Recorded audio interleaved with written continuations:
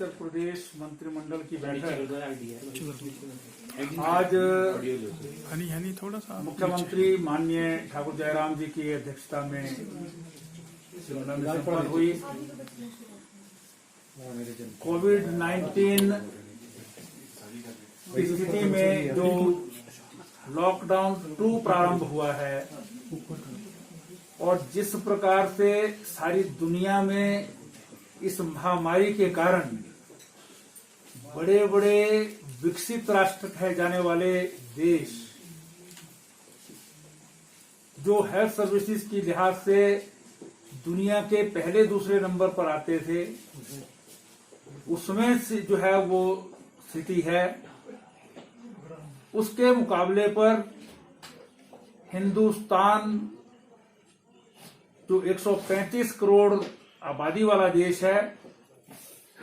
उसमें जिस प्रकार से स्थिति को संभाला है,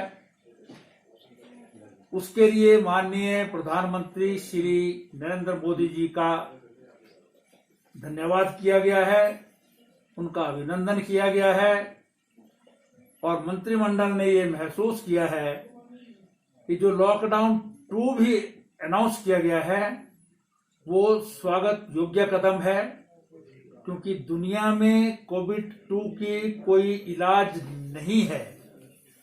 कोई वैक्सीन अभी तक नहीं है। इसलिए इस स्थिति में जिस प्रकार से सारे देश ने प्रधानमंत्री जी का समर्थन करते हुए लॉकडाउन 1 भी और लॉकडाउन 2 भी जो है वो उसको ऑब्जर्व कर रहे हैं, उसका जो है वो हिमाचल प्रदेश मंत्रिमंडल पूर्ण समर्थन करता है।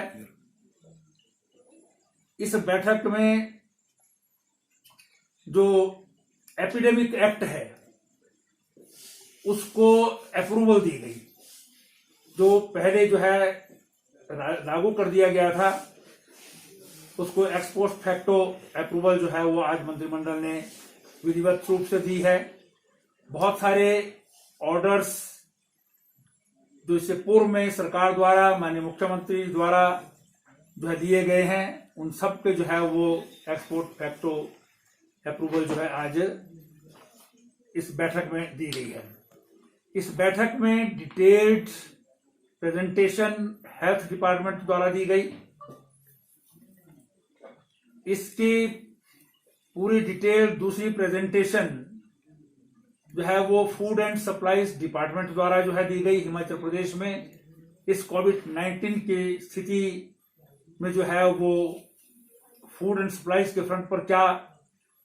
सीन प्रारंभ में था और क्या आज है, और इसमें जो है वो हॉर्टिकल्चर डिपार्टमेंट द्वारा भी प्रेजेंटेशन दी गई और एग्रीकल्चर डिपार्टमेंट द्वारा भी इसकी में जो है प्रेजेंटेशन दी गई, क्योंकि इन सब चीजों पर आज तक किस प्रकार की जो है वो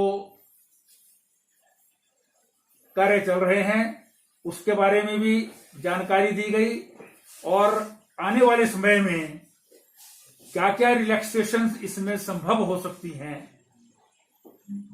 उनके बारे में भी जो है वो प्रेजेंटेशन जो है वो मंत्रिमंडल के समक्ष दी गई।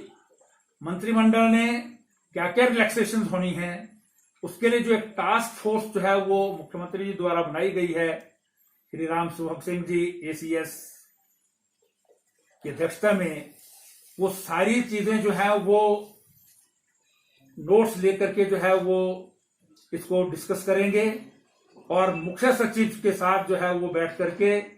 सारी डिटेल जो है वो तय करने के बाद माननीय मुख्यमंत्री जी की अप्रूवल से जो है वो उनको लागू किया जाएगा। क्या रिलैक्सेशन जो है वो किस किस स्थिति को किस चीज में दी जा सकती है, क्योंकि हिमाचल प्रदेश वैसे तो उन प्रदेशों में से है जहां पर कोरोना वायरस का असर कम है, लेकिन उसके बावजूद भी 5 जिले जो हैं वो क्लियरली ऐसे थे जहां पर ये कोरोना वायरस के केसेस पाए गए और 2 जो है, एक जिला जो हमीरपुर अभी तक बिल्कुल फ्री था, वहां पर भी एक बिल्कुल ऐसा केस जिसमें किसी प्रकार का सिम्टम नहीं था, जिसकी कोई हिस्ट्री अभी तक ट्रेस नहीं हो पा रही है, वहां पर भी पॉजिटिव जो है पाए गए हैं। तो ऐसी स्थिति में जो है वो भी एक दूसरी स्थिति में जिला चला गया है। तो इन सब चीजों पर के हम जो है वो जो हॉट स्पॉट हैं वो उसके आधार पर रेड जोन बने या पूरा जिला बने या सब डिवीजन बने या ब्लॉक बने, इस पर भी चर्चा हुई है। और ये टास्क फोर्स जो है इन सब चीजों पर विचार करके जो है वो कंप्लीट अप्रूवल के लिए मुख्यमंत्री जी के पास रखेंगे। इसके कुछ निर्णय भी लिए गए हैं। प्रधानमंत्री गरीब कल्याण योजना, उसकी भी प्रेजेंटेशन जो है कैबिनेट के सामने जो है वो लाई गई।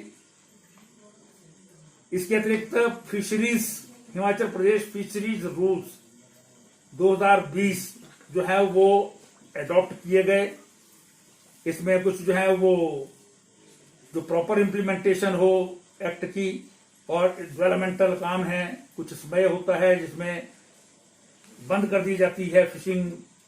वो समय जो है वो बदला गया है। ऐसे कुछ रूल्स जो है वो इसमें जो है वो भी आज अप्रूव किए गए। और कसौली विधानसभा के अंतर्गत देवठी नामक स्थान पर जो है एक वेटरनरी हॉस्पिटल की जो है वो मंजूरी दी गई है। फिर इसी से संबंधित कोविड से रिलेटेड ही जो हमारा मेडिकल कॉलेज नेर चौक में है, Lal Bahadur Shastri government medical college, वहां पर पल्मोनरी मेडिसिन जो इससे रिलेटेड बहुत महत्वपूर्ण है, सांस की बीमारी से संबंधित, उसमें जो है वो कोई पोस्ट नहीं थी अभी तक, वहां पर जो है उसकी जो है पोस्ट जो है असिस्टेंट प्रोफेसर की जो है वो दी गई है। और इसके साथ जो है एक महत्वपूर्ण डिसीजन, जो हमारे कॉन्ट्रैक्ट एम्प्लॉइज जिनका 3 साल में जो है वो कॉन्ट्रैक्ट रेगुलराइजेशन होता है, जो 31 मार्च को होना था और दूसरा 30 सितंबर को होता है, ऐसे सभी एम्प्लॉइज की अप्रूवल कर दी गई है। जो 3 साल पूरे कर चुके हैं 31 मार्च को, वो 1 अप्रैल के बाद जो है वो रेगुलर हो जाएंगे, और जो 30 सितंबर को होंगे वो 1 अक्टूबर के बाद जो है रेगुलर हो जाएंगे। ये महत्वपूर्ण जो है वो विषय था, जिस पर जो है वो विषय लिया गया है। भी हैं और कंटीजेंट पेड जो होते हैं वो 5 साल की सर्विस जो है 31 मार्च को या 30 सितंबर को होती है, उनको भी जो है वो आगे रेगुलराइज या कंट्रैक्ट पर जो है लाया जाता है, उनको भी अप्रूवल जो है वो दे दी गई है। 13 पद हेल्थ और फैमिली डिपार्टमेंट में, वेलफेयर डिपार्टमेंट में जो है वो ऐसे पद जो कंपैशनेट ग्राउंड पर जिनकी अपॉइंटमेंट होनी है, लेकिन पद जो है वो इस कैटेगरी के लिए कम थे, उसमें रिलैक्सेशन दे करके इन 13 पदों को भी मंजूरी जो है वो दी गई है।